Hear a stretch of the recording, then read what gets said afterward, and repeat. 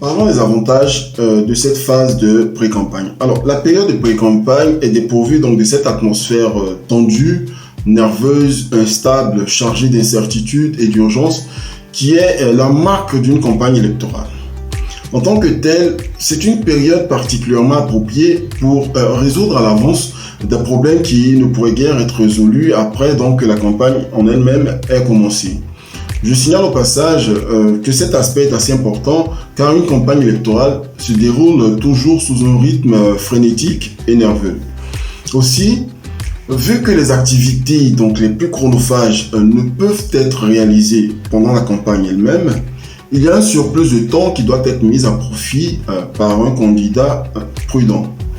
Lorsque la campagne aura commencé, cet excédent de temps que vous avez aujourd'hui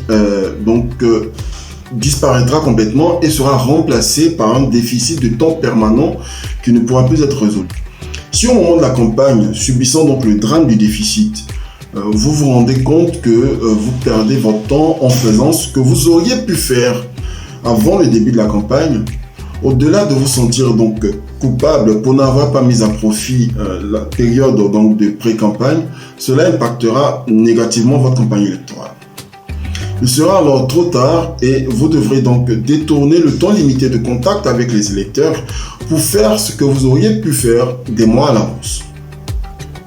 Alors, cette phase est donc par excellence la période la mieux appropriée pour la planification de la campagne dans tous ces domaines.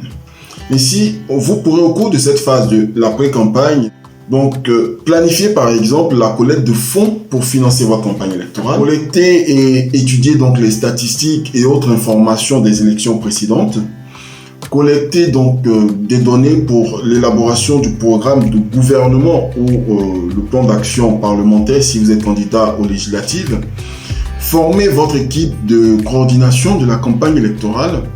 planifier et élaborer donc toute la logistique des feuilles de route, discuter de la stratégie de base de la campagne électorale, effectuer des contacts politiques préliminaires, réaliser des sondages sur les besoins et les problèmes donc des citoyens, planifier par exemple le travail des volontaires.